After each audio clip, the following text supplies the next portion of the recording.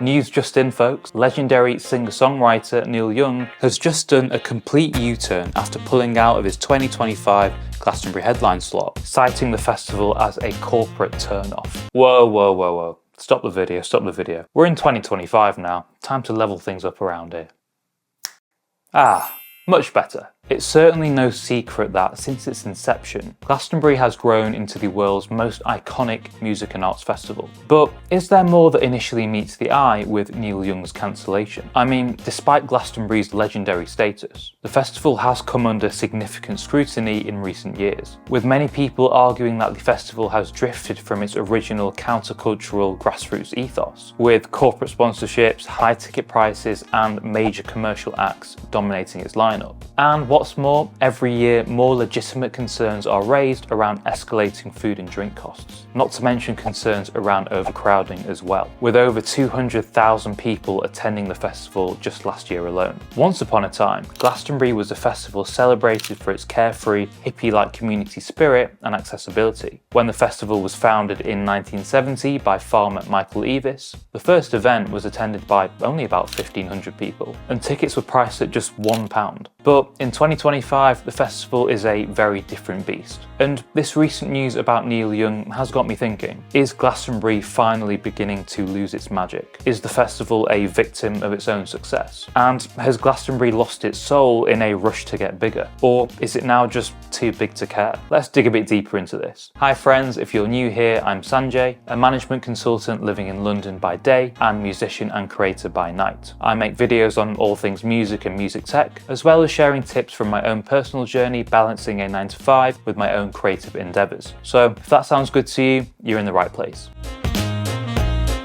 So, legendary folk rock pioneer Neil Young will now be headlining Glastonbury after all. Neil pulled out of the festival earlier this week, citing the BBC and corporate control for his reason for pulling out. I mean, in Young's own statement, he says, "We were told that the BBC was now a partner in Glastonbury and wanted us to do a lot of things that we were not interested in. It seems Glastonbury is now under corporate control and is not the way I remember it being. We will not be playing Glastonbury on this tour because it is a corporate turn-off and not for me like it used to be." So, although we don't know the exact reason for this cancellation, it's pretty clear from this statement that playing the festival in 2025 comes with certain conditions. The festival is now beholden to the interests of its corporate sponsors. The BBC is one, and it's the one that Neil Young has a problem with, but Virgin Media, Facebook, Heineken have all been corporate sponsors for the festival in recent years. And this is not the first time we've had high-profile acts cancel on the festival. In 1998, for example, The Verve were booked to headline Glastonbury, but they had a well-documented fallout with the festival's organisers. Richard Ashcroft, the band's frontman, was reportedly unhappy with the commercialisation of the festival. And interestingly, 14 years before this, the Smiths had already voiced their own concerns over the festival's commercialisation. Their concerns were ignored and the band subsequently pulled out last minute. When Jay-Z was announced as the first rapper to headline Glastonbury in 2008, the backlash was significant, with many fans at the festival calling it wrong and ridiculous that the festival would even consider deviating from its rock roots. Nevertheless, Jay-Z still performed. A similar story unfolded when Kanye West was booked to headline the festival in 2015, and these are only a handful of examples.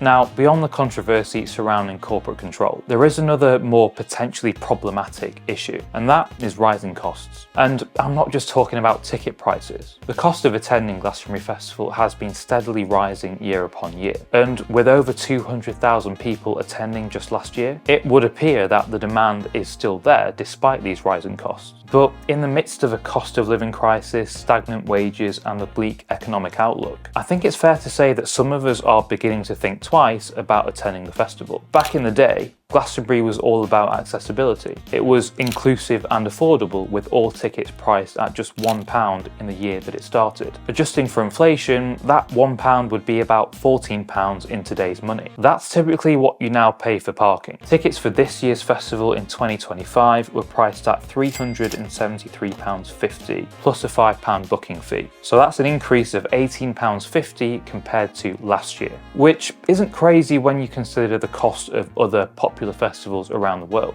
But it's still a far cry from the festival's original grassroots ethos. And it doesn't stop there. Food and drink costs on the festival site have just soared in recent years as well. I actually attended Glastonbury back in 2023 when Arctic Monkeys, Elton John and Guns N' Roses headlined. And the price of a pint of beer or a pint of lager was about £7 back then. In 2024, The Independent actually did an article on this. The festival was apparently selling bottles of Prosecco for up to £43. I mean, we can see from these prices that the festival is, over time, just becoming less and less accessible for the average person. So who is Glastonbury Festival really for in 2025? Is it still the place to go for the regular festival goer? Or has it become a playground for the wealthy? Let me know what you think in the comments below. And let's not forget about the issue of overcrowding. This was something I personally experienced back in 2023, and I've been reliably informed that it's only gotten worse since then, with record-breaking attendance. Many people, including me, found it very difficult to get from one stage to the other. Walking from the other stage to the pyramid stage, for example, took me over half an hour due to the overcrowding. It's no longer simply a matter of catching one band on one stage and then strolling over to the next stage to see another band. You have to sort of strategically place yourself at a stage and effectively weigh up which artists you're going to miss, so you can then use that slot to travel to the next stage. One of the main consequences of this is that you're just not going to see as much music as you were expecting to see. But it's not just about the logistics. The festival's expansion has also come with some serious growing pains. I mean, when I was there, the organisers attempted to handle the increased attendance by opening up campsites closer to the stages. But what they weren't able to do was increase the number of amenities. There were still the same number of toilets, same number of food outlets, same number of drink stalls, and that just meant there were massive queues for everything. And I mean everything. My morning coffee run took the best part of an hour. And this overcrowding isn't just an inconvenience, it's now becoming a safety concern as well. Take last year, for example, when Avril Lavigne was booked to perform on the other stage. The festival organisers had completely underestimated demand, and the crowd ended up flowing out of the stage into nearby campsites, leading to potentially dangerous crushes. And as a result, instead of it being a peaceful, relaxing outing, it ends up being more stressful than your standard workday commute. And speaking of the pyramid stage, whilst it's great that the main stage has expanded so more and more people can actually see the headline act, the sound quality for those at the back has really suffered. There's so much latency between the first and the last set of speakers that you just end up hearing a jumbled mess, double snare hits and things like that. So if you do have Glastonbury tickets for 2025, my one piece of advice: if you want a good experience for the headline act, get to the main stage sooner rather than later. You'll thank me, trust me. So when we consider everything that's been happening lately, Neil Young's cancellation, rising food and drink costs as well as ticket prices, and growing safety concerns around overcrowding, it's clear that Glastonbury has changed dramatically since its humble beginnings back in 1970. What started as a small, intimate countercultural festival with just 1,500 attendees and £1 tickets is now a global phenomenon. It's the world's most iconic music and arts festival, attracting almost 250,000 people every year. But as a result, the simple joys of spontaneous discovery and casual exploration at the festival are becoming a thing of the past. As the festival's size and status has grown though, it does raise a question. Has Glastonbury lost the very essence that made it special in the first place? I mean, once a celebration of community, activism and music, it's now dominated by corporate sponsors, rising costs and mounting logistical challenges, from ticket prices to crowd control issues. And it genuinely does for me feel like the festival's focus has shifted from inclusivity and accessibility to simply increasing their bottom line. And the introduction of more VIP areas and expanded capacity